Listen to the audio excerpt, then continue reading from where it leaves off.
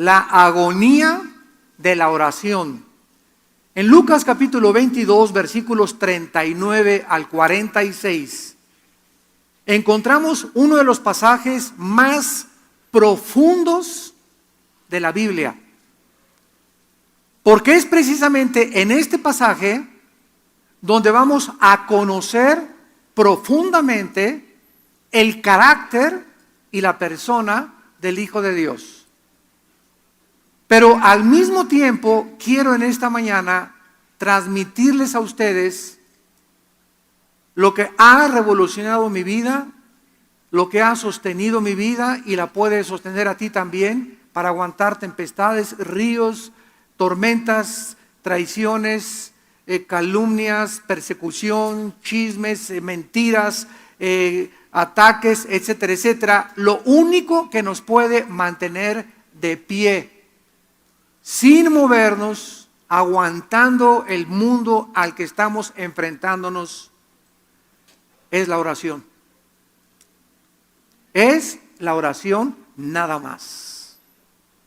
Cuando ustedes lleguen a entender la oración, el poder que se encuentra detrás de la oración, y al mismo tiempo que detrás de la oración se encuentra el poder de Dios para poder sostenernos, energetizarnos y fortalecernos, vas a acabar la carrera con gozo y vas a acabar la carrera con fe. No vas a acabar amargado en la vida cristiana, no va a haber nada que te desilusione, nada que te desanime, porque todos ustedes que están desanimados, que nos escuchan también a través de la televisión o que se encuentran amargados, es que me hicieron esto y me hicieron aquello y por aquí por allá y yo quería ser pastor y yo quería este puesto y yo quería esta posición y no me tomaron en cuenta y mi esposo se fue con otra y mi esposa se fue con otro y estamos rodeados de circunstancias que nos pueden amargar, porque es la vida que estamos viviendo. Estamos en un mundo de lobos y Cristo nos dijo: no los mando como conejitos, los mando como ovejas en medio de lobos.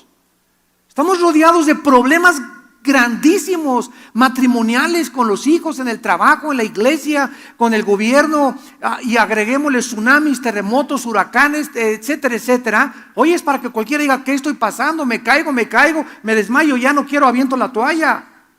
Pero somos soldados de Cristo, somos cristianos ungidos con un espíritu no de cobardía, sino de poder. Y tenemos que entender en dónde radica nuestro poder. Fortaleceos en el Señor, dice Efesios 6:10. En Él están nuestras fuerzas y en el poder de su fuerza. En el original griego dice: saquen fuerzas de Dios porque ustedes no tienen ningunas. Entonces, si tú estás viviendo en la carne y enfrentando los problemas en la carne, nada más te echas la persinada en la mañana y con eso crees que ya la hiciste. De vez en cuando lees la Biblia, vienen los problemas, y problemas en el matrimonio y con los hijos, en el trabajo y las cosas en el periódico, y el petróleo subió y el dólar cayó, etcétera, etcétera. ¿Quién, dice Pablo, es suficiente para estas cosas? Nadie. Somos humanos con pies de barro, somos personas frágiles, débiles, débiles, débiles, débiles. Esta es la razón por la cual el Espíritu Santo vino a nuestra vida, a infundirnos un valor que no es inherente de la naturaleza humana, y que solo a través de este poder de la oración vamos a aguantar y vamos a poder llegar y vamos a poder decir: no fue en vano la fe y la gracia de Dios en mi vida. Vamos pues a adentrarnos en este pasaje en Lucas 22 y lo vamos a examinar con mucho detalle con la guía del Espíritu Santo. Saliendo se fue como solía al monte de los olivos y sus discípulos también le siguieron.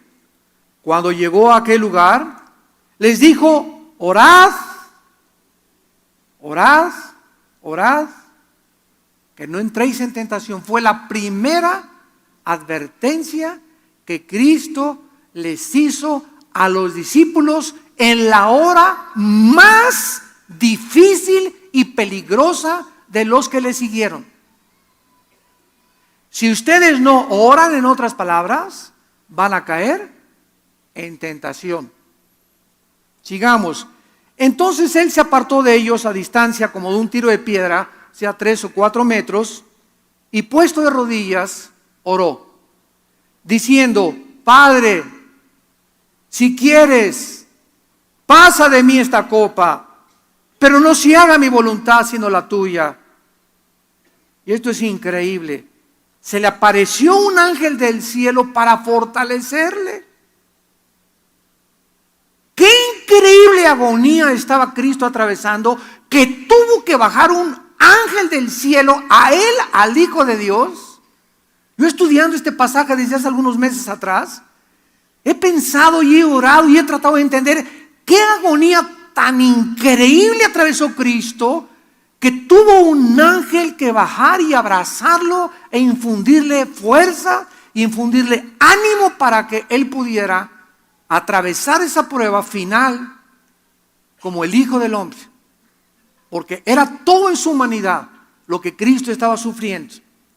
Y estando en agonía, versículo 44, oraba más intensamente.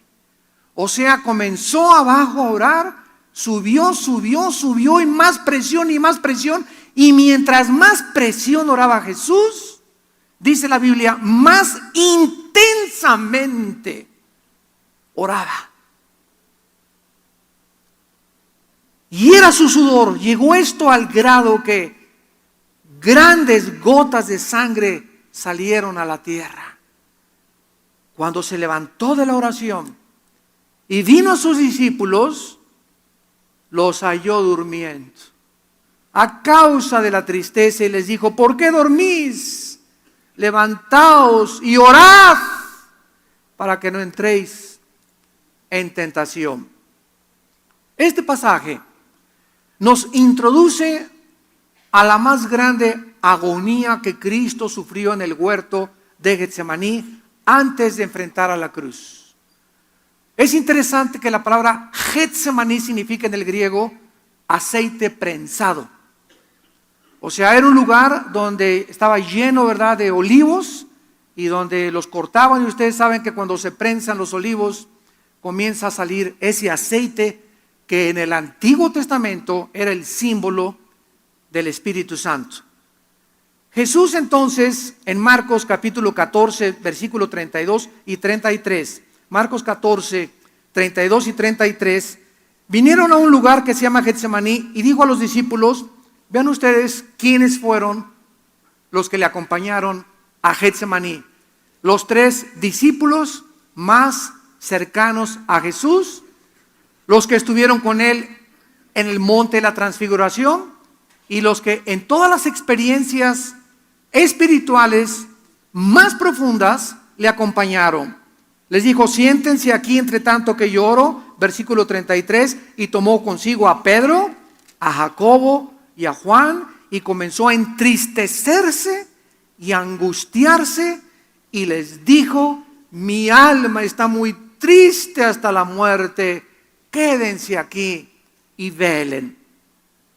Jesús, pues, al entrar a Getsemaní, como el Hijo de Dios, sabía perfectamente bien en qué minuto, en qué día, en qué mes y en qué año iba a morir. Es el único ser humano, Jesús, que sabía perfectamente bien el futuro en este sentido. Cuando Él le dijo a los discípulos: vayan por favor a la ciudad y van a ver a un hombre con un cántaro de agua, y él va a entrar a una casa. Entren a esa casa y díganle: dice el Señor que le prepares en el piso de arriba un aposento para la última cena.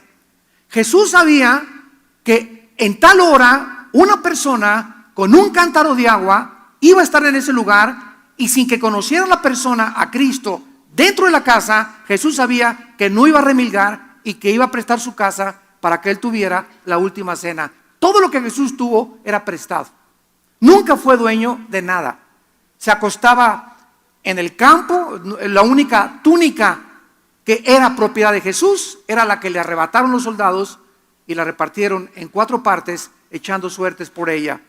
Pero Jesús estaba al control absolutamente de todo. Sabía qué iba a pasar en este momento, qué iba a pasar después. Como le dijo a Natanael, Natanael, te conozco y que eres un verdadero hombre de Dios.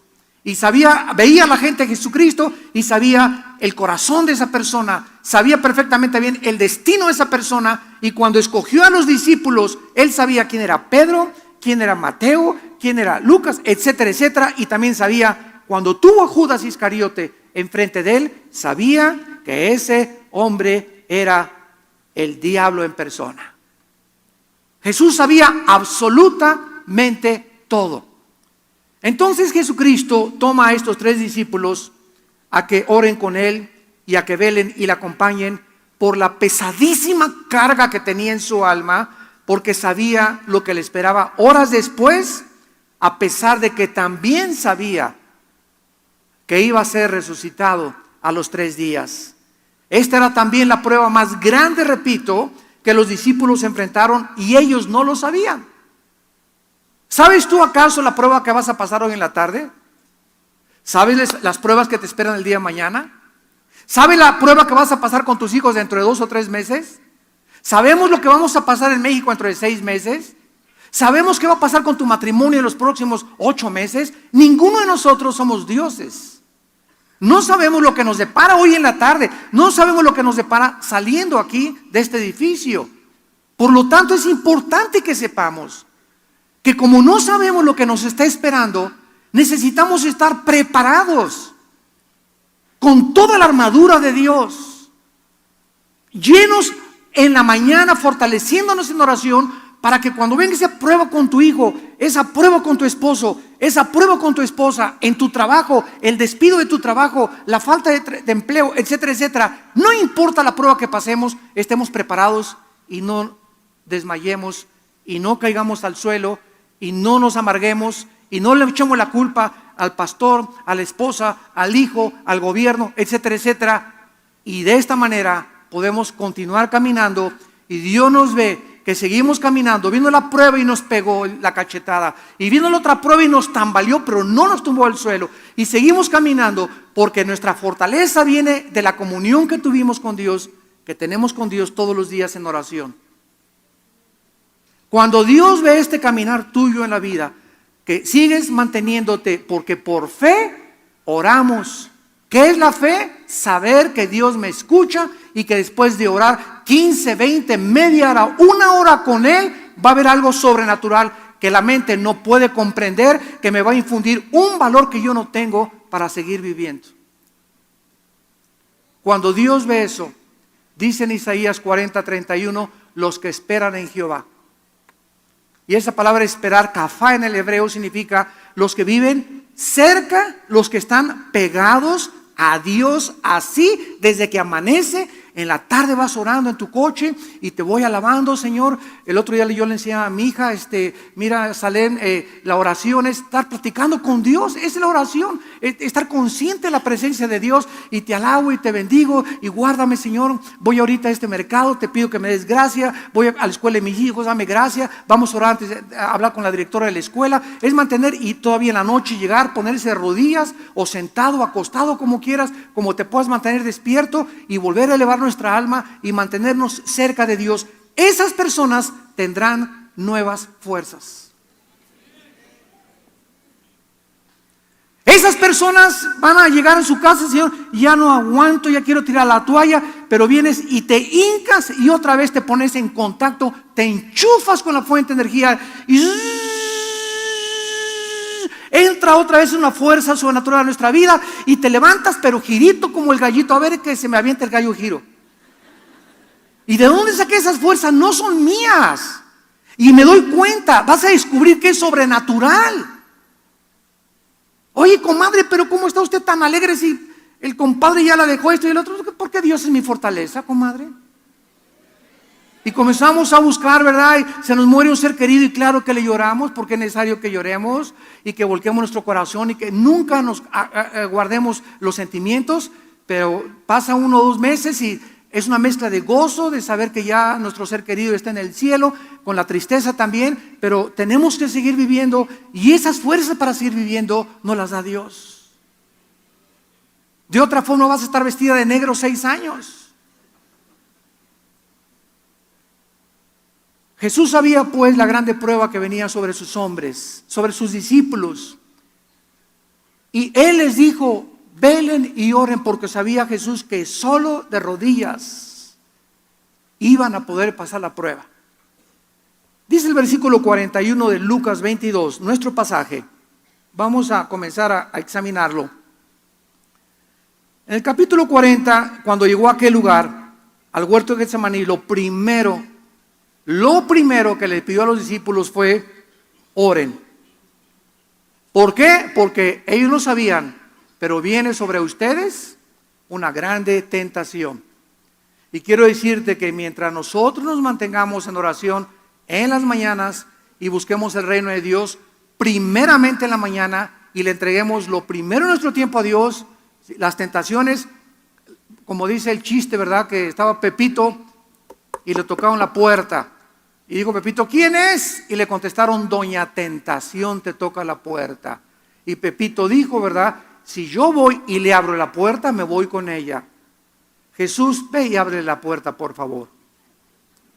Entonces, cuando nosotros tenemos comunión con Cristo y la tentación nos asalta, vamos a tener la fuerza porque Jesús es nuestro escudo. Y dice en 2 de Pedro 2, ¿sabe Dios librar de tentación a los piadosos? Pero si tú no estás en comunión con Dios y en contacto con Dios diario, te vas a ir con Doña Tentación.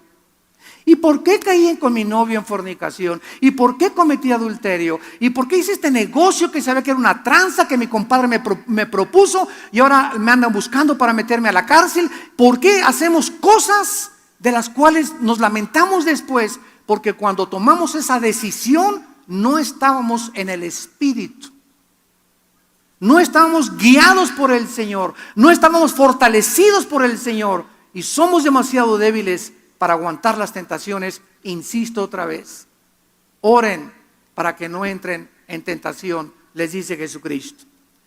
Se apartó de ellos como una distancia, un tiro de piedra, y Jesús comienza en ese momento a darse cuenta que en esa prueba que tenía él enfrente, necesitaba no hablarle a doña doctora Corazón, ni al psicólogo, ni al psiquiatra, ni a la mamá, ni al papá.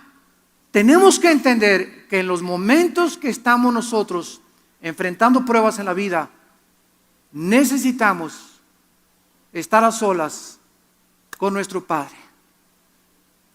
Jesús sabía que necesitaba un lugar apartado, el huerto de Getsemaní, silencio, uno que otro pajarito, porque él necesitaba estar a solas con su Padre. Y esperaba que sus discípulos lo reforzaran, ayudándolo, porque cuando 2 o 3 se juntan, es mucho más fuerte la oración. Cuando 10 se juntan y se ponen de acuerdo, es mucho más fuerte la oración. Cuando nos juntamos como iglesia a orar sobre una misma cosa, sobre una misma petición, esa oración adquiere un poder increíble, más grande que cualquier bomba de hidrógeno.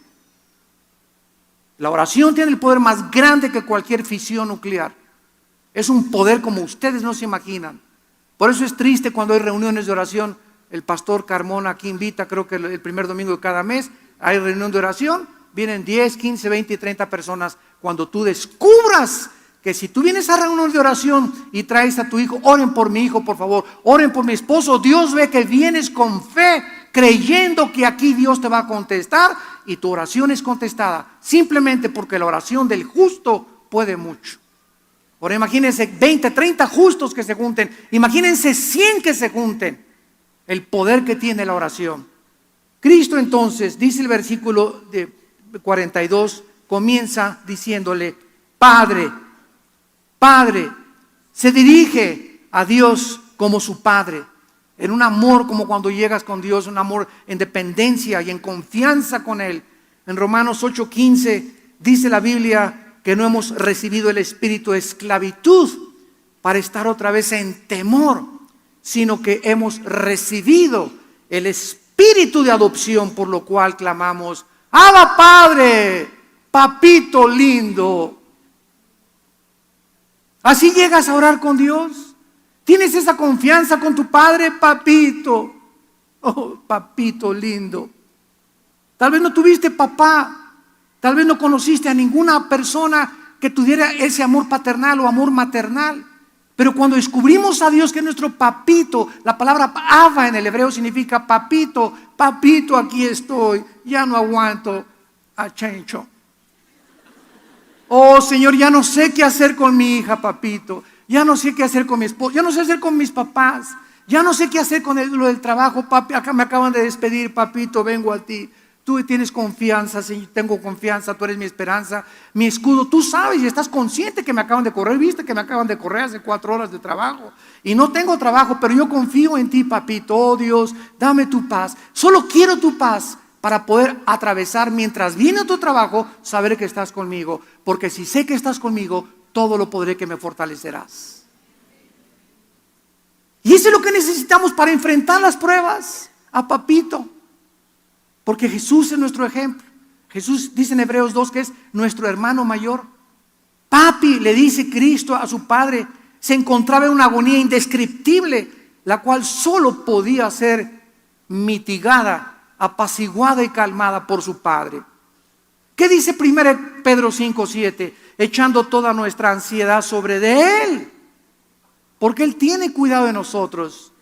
Yo les contaba el otro día que acaban de descubrir en la clínica Mayo en Rochester, el hospital Hopkins en Estados Unidos, los mejores hospitales de Europa, acaban de llegar a un acuerdo todos los científicos del mundo, y para que lleguen a acuerdos como el que llegaron son muy pocos realmente, porque hay mucha diversidad en la psiquiatría, en la psicología, en la genética, etcétera, etcétera. Pero llegaron a un acuerdo todos los científicos del mundo en decir que la causa que produce el 90% de las enfermedades físicas, mentales y espirituales, el origen del 90% de las enfermedades se encuentra en el estrés.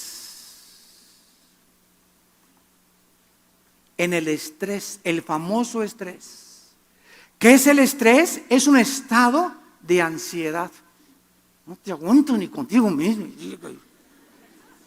Es un estado de envidia, es un estado de odio, es un estado de rencor, es un estado que ay, se me apareció Juanita y esa reacción que tienes dentro de ti te estresa. Ese estrés, esa fuerza negativa es la que produce el 90% de tus problemas físicos, mentales y espirituales.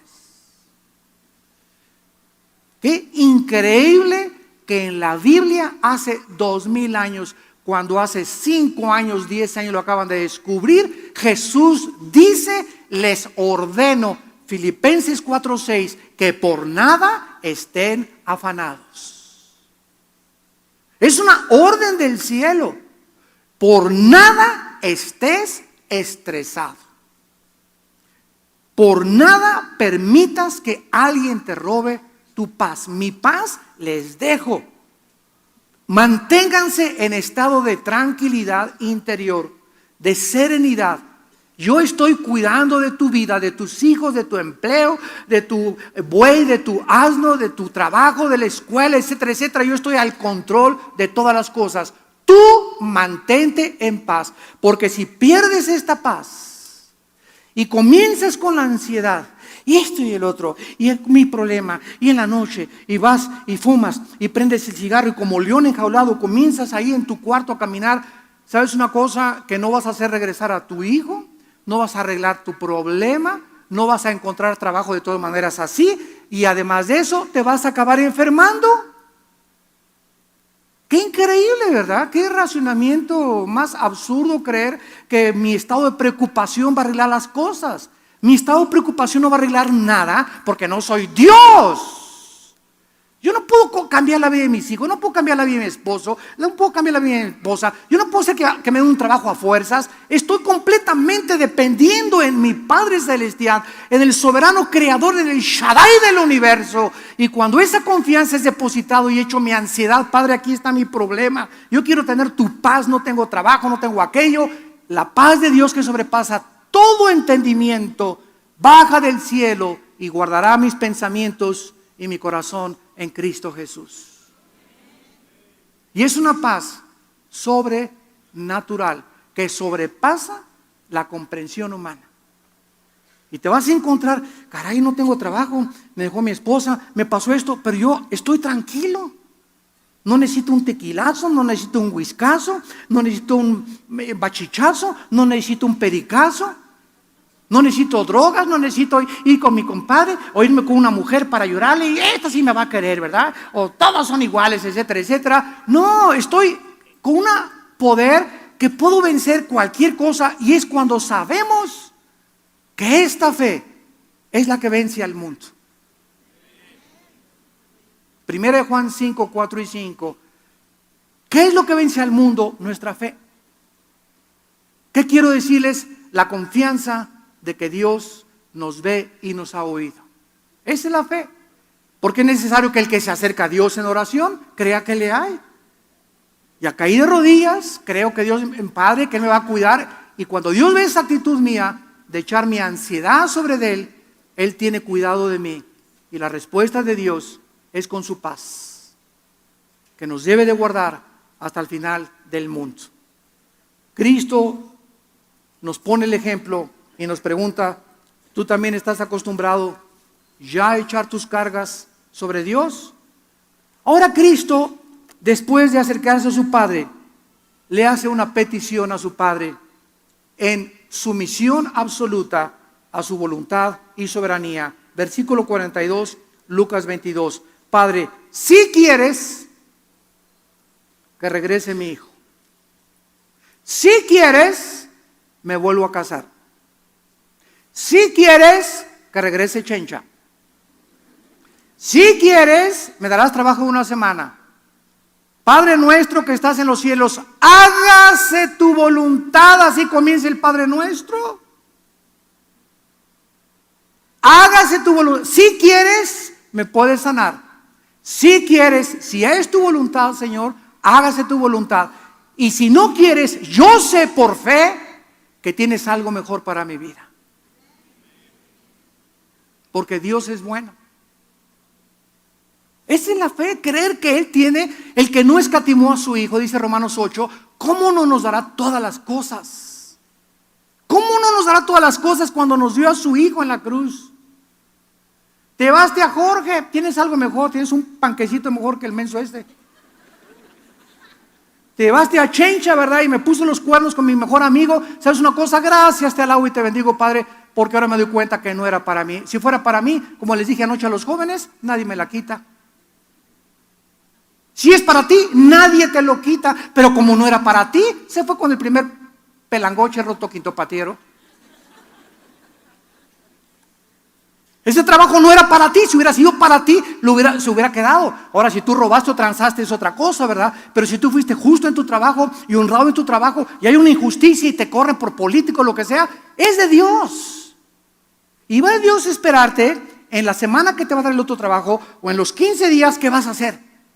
Y los ángeles van a estar todos, dice la Biblia que somos espectáculo al mundo y a los ángeles. 2 Corintios capítulo 4. Somos espectáculo al mundo invisible. Va a ver qué hace Carlos ahora sin el trabajo. Y los ángeles, no, va a venir el diablo. Al ratito va a regresar al alcohol. No se va a ir con otra mujer. No, pero ahí va Carlos, mira, ahí va y sigue y orando y no tiene trabajo y sigue. Y cuando Dios ve que nosotros reaccionamos con paz, con tranquilidad, con confianza en Él, no nos la acabamos lo que tiene para nosotros. No nos la acabamos.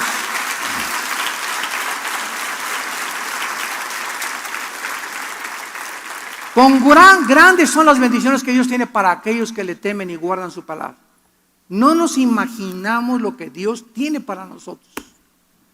Y muchos de ustedes, amados santos de Dios, todavía no reciben esas promesas, porque dice Hebreos 6, que para que esa promesa que Dios tiene para ti baje del cielo y te bendiga, necesitas la fe y la paciencia. Pero tu impaciencia, no, ya me dejó Jorge, al otro día andas con otro. Ya me dejó Chencha, andas con Lupita al otro día. Ya perdiste el trabajo, pues voy a robar.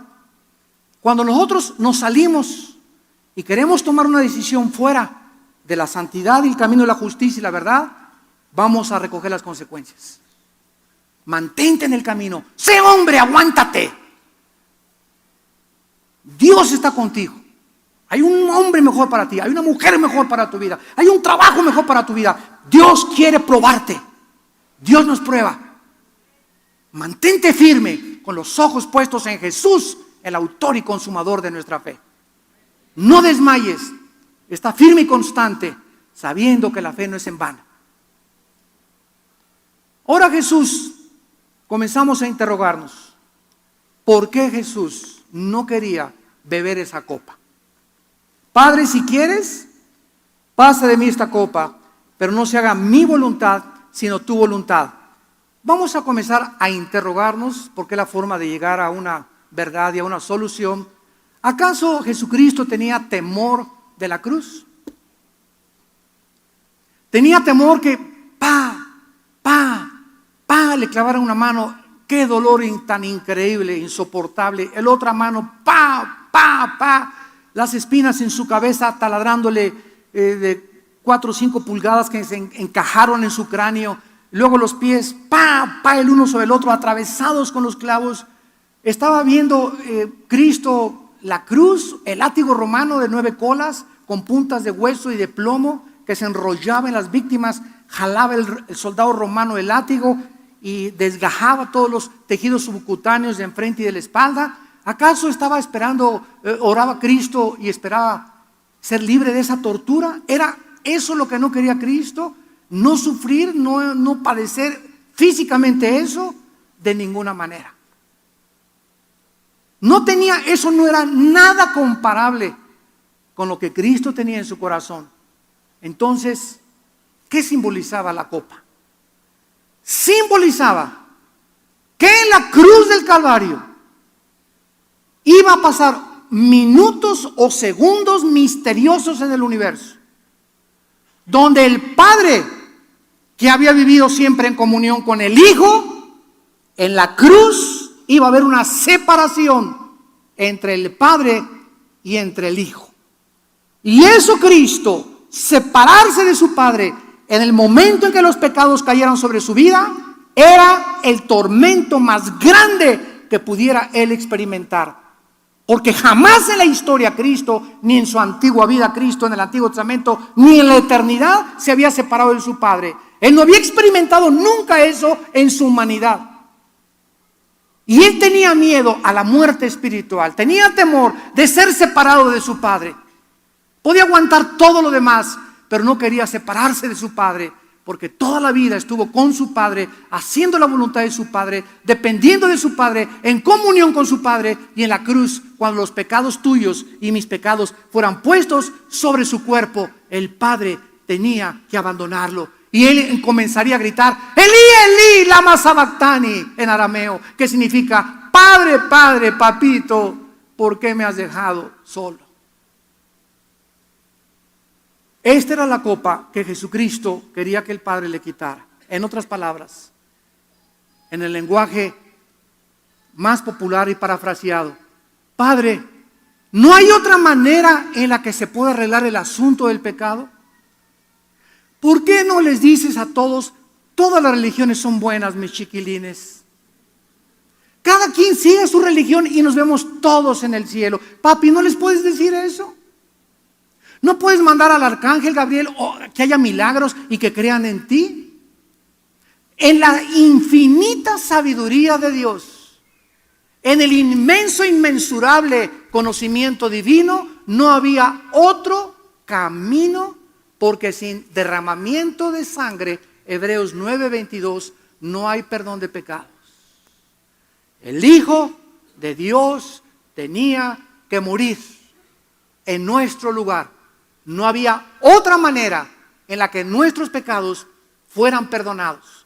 Si hubiera habido otra manera, Dios no hubiera tenido que sufrir también, viendo a su Hijo lo que sufrió por todos nosotros.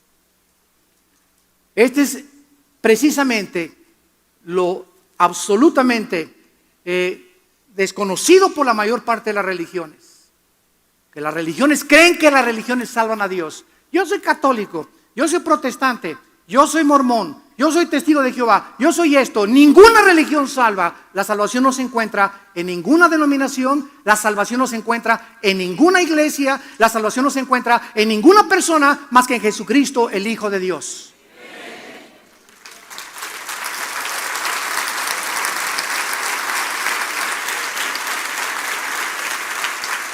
Porque no hay otro nombre, Hechos 4:12, no hay otro nombre, ni en el cielo ni en la tierra, ni Abraham, ni Isaac, ni Jacob, ni el Papa, ni el arzobispo, ni San Anselmo, ni Sor Juan Inés de la Cruz, no hay ningún otro nombre, dice la Biblia, en que el hombre pueda ser salvo más que en el nombre de Jesús.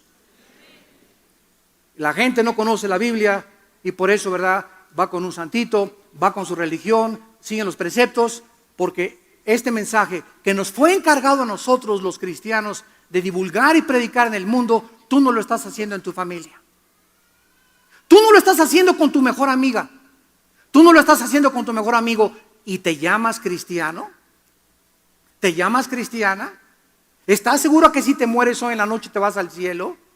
Y cuando llegues ahí, Señor, mi papá fue pastor, mi hermana fue monjita, mi tío fue el arzobispo de Tlanepantla. Cuando era chica me bautizaron y lo primero que te va a preguntar, Dios te va a decir, ¿le hablaste a alguien de mí? ¿Le hablaste a alguien de mí y le dijiste y le explicaste el plan de salvación? Porque el Espíritu Santo vendrá sobre vosotros y me serán testigos. ¿Sabes por qué nunca le has hablado a nadie de Jesucristo? Ni te interesa la salvación de tus amigos ni de tus familiares, porque el Espíritu Santo no está sobre tu vida. A eso sí, pero hablas lenguas y te caes al suelo. Y el Espíritu Santo nos fue dado para que tuviéramos el valor de enfrentarnos al mundo con este mensaje del resucitado. Y mientras en nosotros no haya ese celo, esa hambre de hablar de Cristo, no podemos creer que tenemos al Espíritu Santo. Porque es la primera evidencia del Espíritu Santo, hablarle a la gente de Jesucristo.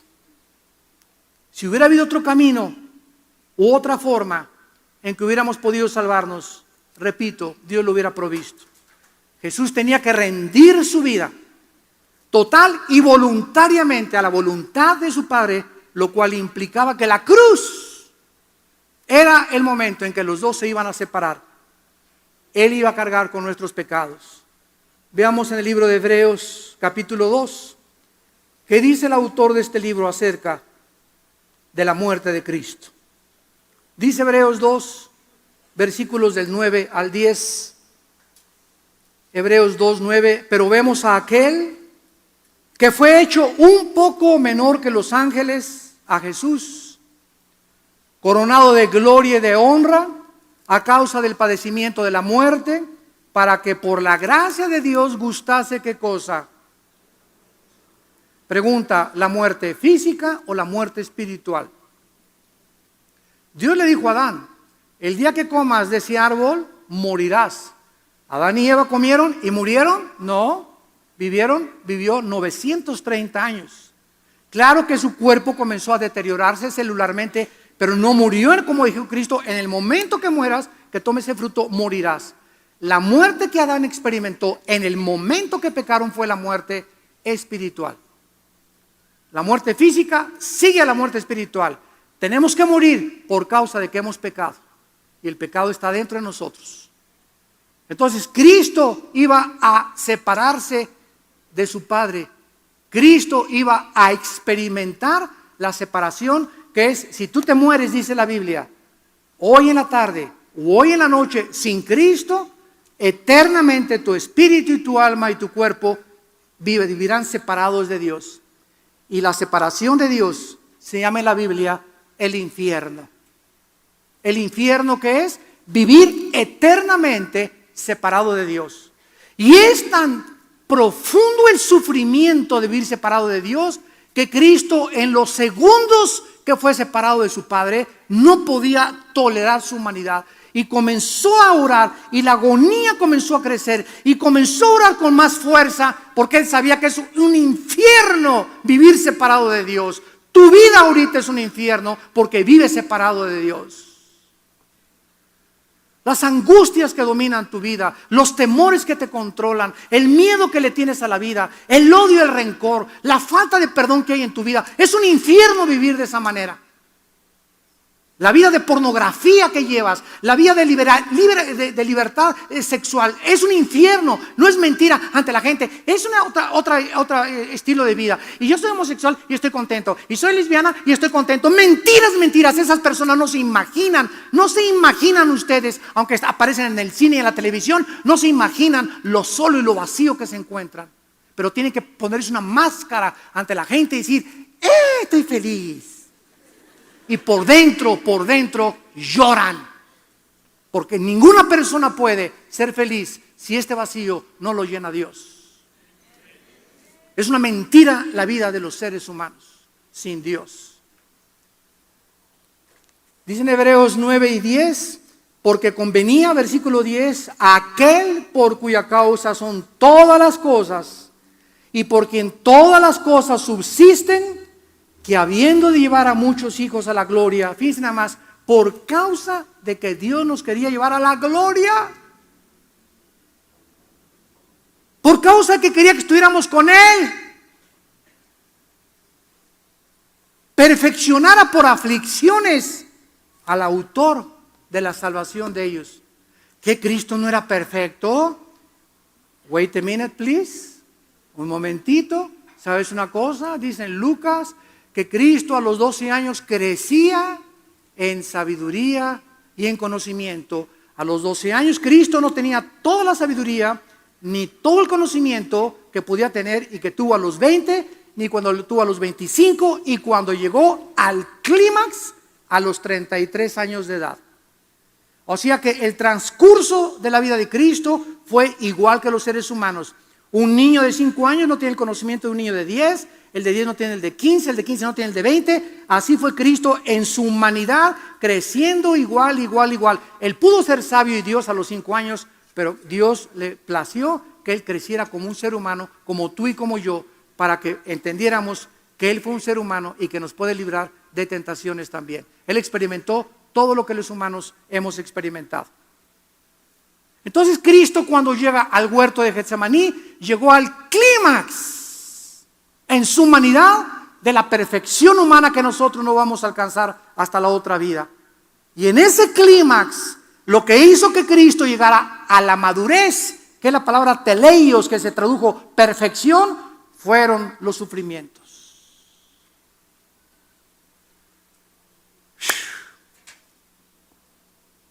Los sufrimientos nos ayudan a madurar.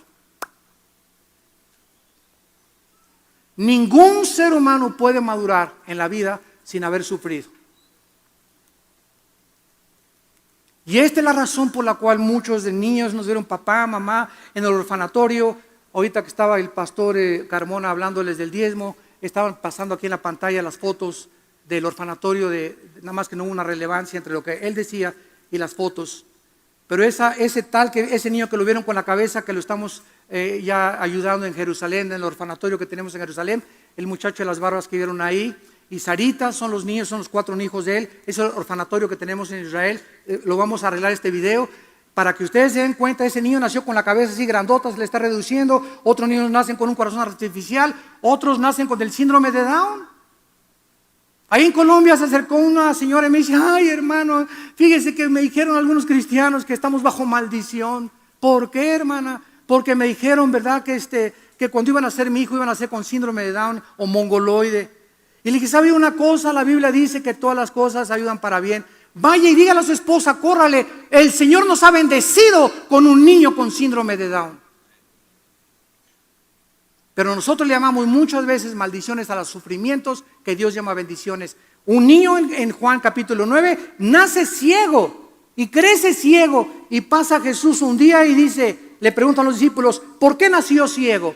¿Acaso sus padres eran pecadores? ¿Por qué nació con síndrome de Down? ¿Por qué nació así? Y Jesús dijo: ni sus padres ni por el pecado, sino para que mi Padre fuera glorificado. En el nombre de Jesucristo, ve. Y le dio la vista hasta los 25 o 30 años de edad que tenía ese muchacho. El cojo, en la entrada del templo, en el libro de los Hechos, llega Pedro y Juan y se le queda mirando, y el cojo los ve y sabe que son apóstoles de Cristo y que el poder está en ellos. Y Pedro, viendo que tenía fe, le dice: no tengo oro ni plata, en el nombre de Cristo párate y anda.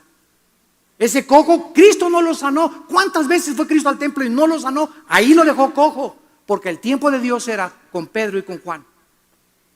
No entendemos los caminos de Dios porque sus pensamientos son diferentes a los nuestros.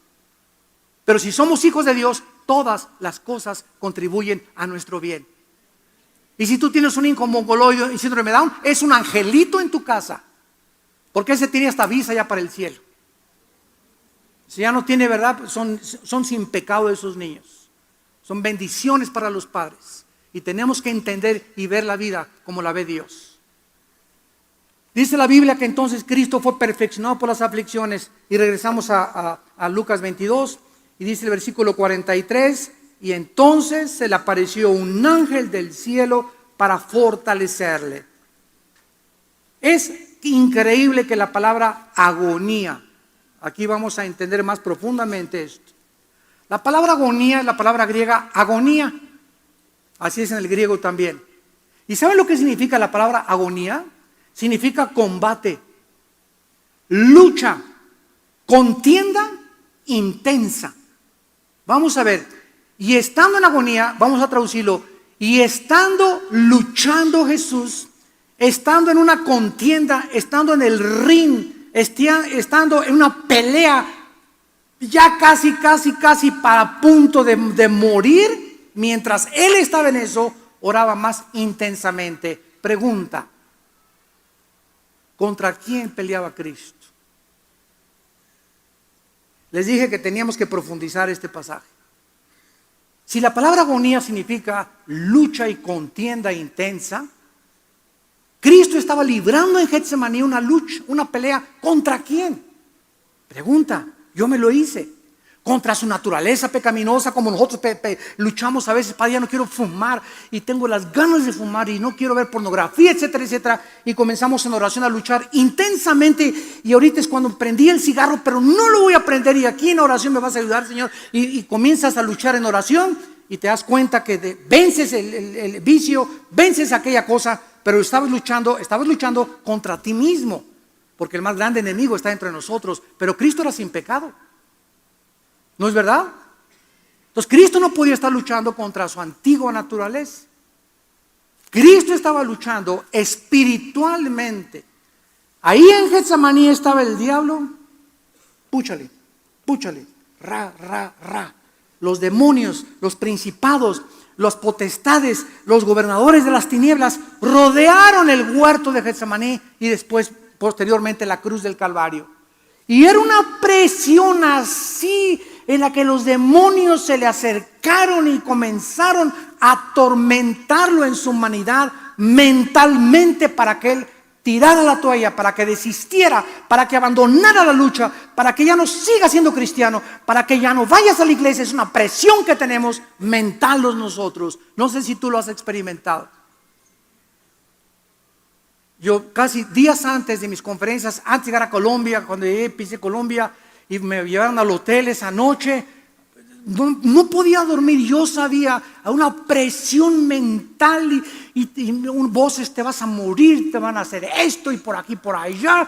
Y me hinqué y comencé a orar y orar. Y después de algunas horas orando, ¡ching!, así como ¡pum!, se despejó el aire. Ya me sentí más tranquilo y dormí ya como un bebé. Pero la presión que experimento muchas veces es demoníaca. Y tú lo vas a experimentar también. Llega el diablo: acuéstate con tu novio, dile, divórciate, haz aquello, roba, no le hagas caso a Dios, no le hagas caso a la Biblia, son anticosas. Y viene la presión y esas voces no sabemos de dónde vienen, pero tienes que aprender a discernir cuando esa presión viene a tu vida. Cae de rodillas. Y velar significa: comienza a mantenerte abierto y darnos cuenta que no tenemos lucha contra sangre ni contra carne. ¿Correcto? Esa presión no viene de nadie más que del infierno, para impedirnos que lleguemos a nuestro destino. Y ahí es cuando aprendemos a luchar en oración. Cristo comienza a luchar y era tan intensa la lucha que un ángel aparece para fortalecerle. La palabra fortalecer, enischuo en el griego. Enischuo significa infundir vigor, fuerza, proporcionar aliento para seguir en la lucha o contienda. Muchos de ustedes han visto esas peleas ahora que ya no son peleas de box, ¿verdad? Ahora es la UFC en inglés, que ahora ya usan unos guantes chiquitos, descalzos, y se va el taekwondo y karate y box y lucha y a tumbarse y en el suelo hasta que se sangren, hasta que el referee los separe. Son a 3 rounds de 5 minutos cada uno. Hay otros de 5 minutos los campeonatos. Ya, ¿verdad? El box ya solamente Pinocho ahora boxea, ¿verdad? Ahora ya es como gladiadores así, que haya sangre porque la gente quiere ver más y más y más sangre, más contienda, más lucha. Y cuando va el segundo round, yo he visto como 2 o 3 así de pasada, no crean que me gusta, ¿verdad? Tampoco eso me choca. Y las corridas de toro, peor todavía. Matar a un toro y sacrificarlo y torero, hola, ¿para qué digo? Y se va el peleador a la esquina del ring, ¿verdad? Y ahí están los referees, digo los coaches, échale ganas, ese es mi Pipinelo, échale ganas y usted va a poder. O sea, ¿qué cosa? Le están infundiendo vigor y aquel está todo así, todo sangrando, ¿verdad? Y échale ganas, usted puede, y le sacan la sangre y le quitan el vigor, pero en esos minutos que tiene ahí le están infundiendo algo que él no tiene, para que cuando se levante otra vez al tercer round ya pueda salir un poco más mentalmente motivado de los coaches y los consejos que le dieron.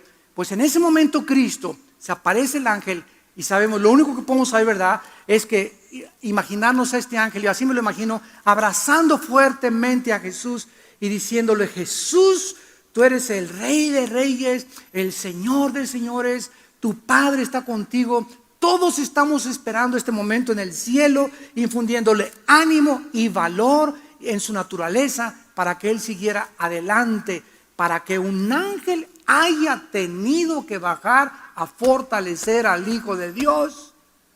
Podemos imaginarnos la agonía que Cristo estaba atravesando, que posteriormente le comienza a salir sangre por la piel.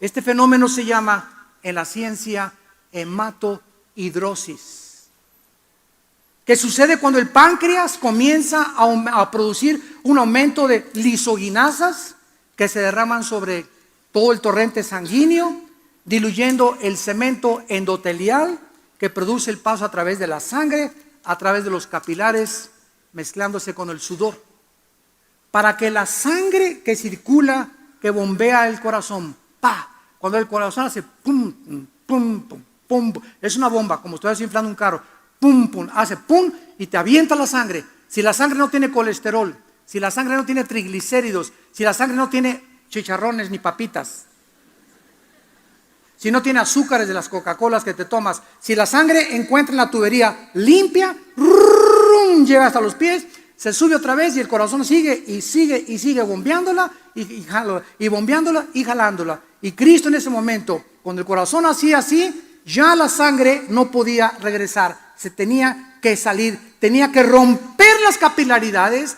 y la piel de la presión del corazón de Jesús en esos momentos.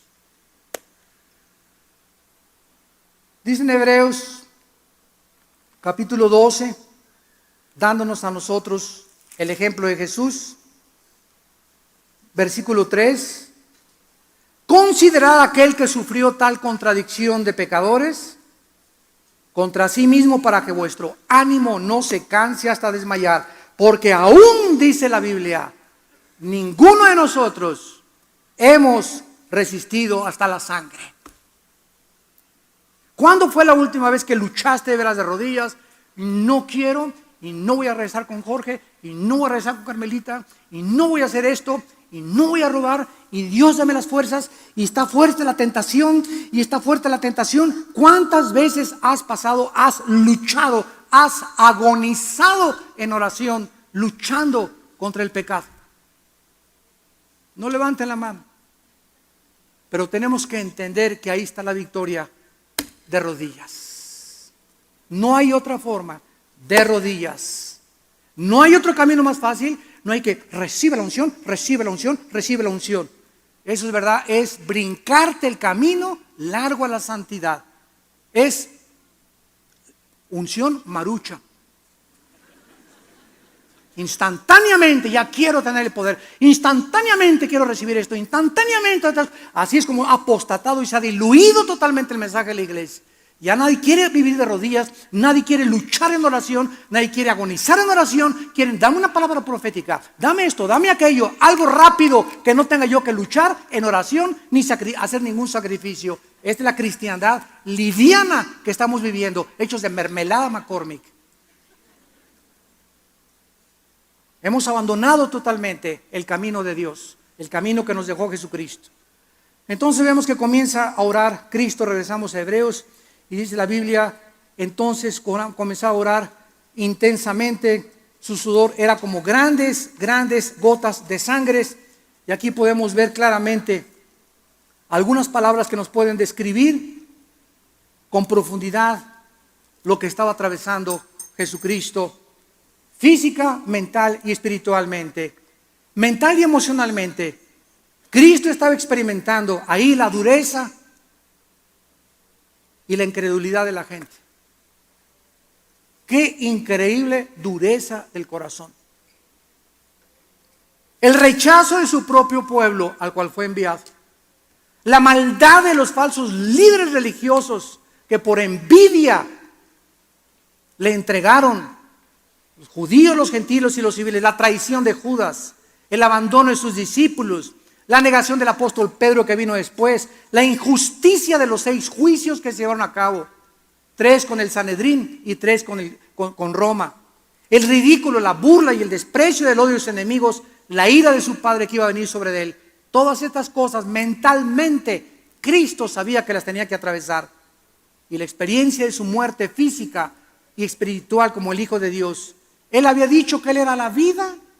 Dice Juan 1, en Él estaba la vida y la vida era la luz de los hombres. Nada de lo que fue hecho sin Él. Y Él, que era la vida, el autor de la vida, nosotros le íbamos a quitar la vida para que nosotros fuéramos llevados a la gloria con el Padre. Si Cristo no hubiera llevado nuestros pecados, no hubiéramos podido nosotros entrar a la gloria. Y finalmente, Cristo experimenta la separación de su Padre y la debilidad de sus discípulos. Dice Lucas 22, se levantó en oración. Escuchen esto.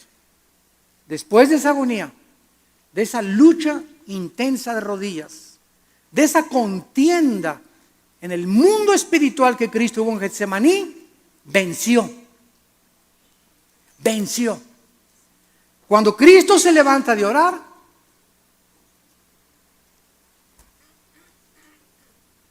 después de la agonía que tuvo, venció. No se haga mi voluntad sino tu voluntad, Padre Santo. Y en ese momento viene un espíritu increíble sobre Cristo para fortalecerlo. Y cuando Cristo se levanta de orar y ve a los discípulos dormidos, Él ya había vencido. Ya estaba listo para encaminarse hacia el camino a la cruz del Calvario. Ya estaba seguro totalmente de sí mismo, ya sabía perfectamente bien lo que había que hacer, ya había aceptado en su humanidad la voluntad del Padre. Cristo ya estaba listo para enfrentar a Pilato, la burla, el desprecio, la traición, sin guardar rencor a nadie. Para que culminara en la cruz, entre los brazos, entre el cielo y la tierra, y gritara: Padre, perdónalos. Después de todo lo que me han hecho, después de todos los que sané. ¿Dónde están los que sané? ¿Dónde están los demonios que les saqué? ¿Dónde están los que fueron alimentados con los panes y con los peces? ¿Dónde están todas las personas que abracé y que lloré con ellas? ¿Dónde están mis amigos? No hay nadie. Su madre, con María Magdalena y el apóstol Juan. Perdónalos, Señor, porque no saben lo que hacen. Hasta el último momento Jesucristo mantuvo su integridad, mantuvo su serenidad, mantuvo su espiritualidad, mantuvo su comunión con su Padre. Y en ese momento, madre, ahí está tu hijo. Ya no le dijo madre, le dijo mujer. Ahí está tu hijo. Juan, ella no es tu mamá, pero quiero decirte que desde aquí yo estoy formando la familia espiritual. Cuando alguien de ustedes llega aquí y me dicen, estoy en su iglesia, acostúmbrense a decirles, la iglesia somos una familia. Hermano, yo estoy en la iglesia con ustedes en Villanueva. Bienvenidos, siempre les digo, a la familia. Porque somos una familia y como familia numerosa que somos, nos ayudamos y como familia oramos y como familia nos toleramos y nos soportamos para poder llegar al momento de la muerte cuando Cristo nos llame, no tener nada contra nadie. Podemos morir llenos de enemigos y de envidiosos y que chismes por aquí y por allá, que Dios los bendiga. Yo no tengo nada contra ti. Los que me odian van a vivir bajo el juicio de Dios, pero yo muero en paz con mis enemigos. ¿Estás tú listo y preparado para esa hora? Saca de tu vida ese estrés, esa envidia, ese rencor, esa amargura, esas preocupaciones. No vas a arreglar tú el día de mañana, tú no vas a poder encontrar trabajo. Ven a la cruz y échale todas tus ansiedades, porque Cristo nos dejó el ejemplo que solo de rodillas podemos vencer. Gracias por tu palabra, Señor. Te alabamos y te bendecimos, Dios eterno, altísimo y eterno, creador y sustentador de todo lo que existe.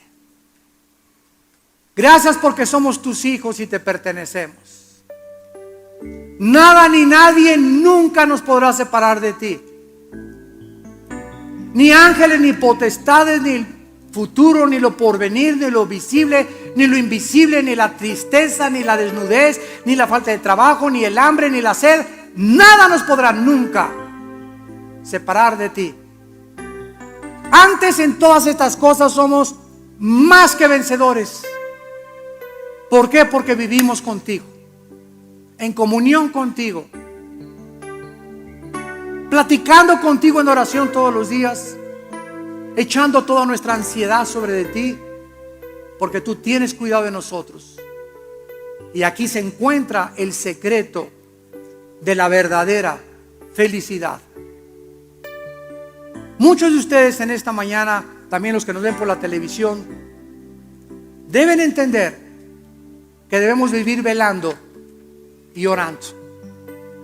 Las tentaciones que muchos de ustedes han enfrentado y han fracasado es porque no has creído que Dios te puede infundir la fuerza sobrenatural para vivir para Él, para vencer los vicios, las amistades, la presión del mundo que quiere que vivamos como el mundo vive y no como Dios quiere.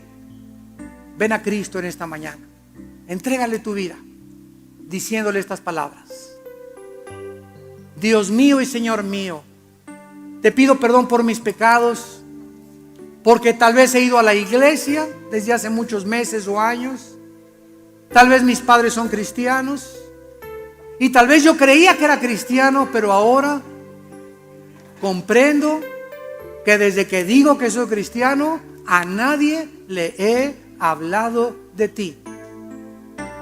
No tengo carga por ninguna amistad que te conozcan, solamente vengo a la iglesia y soy religioso. Ahora quiero estar seguro de que tengo el perdón de mis pecados y la salvación eterna, y te pido, Señor Jesucristo, que por la sangre que en la cruz derramaste en mi lugar, entres a mi vida como mi Señor y mi Salvador. Me limpies y me perdones de mis pecados y me des el poder con el Espíritu Santo para nunca tener temor de ninguna persona y hablar de ti a mis amigos, a mis familiares, al mundo entero, que todos sepan que tu Hijo es el Señor. En el nombre de Jesús. Amén.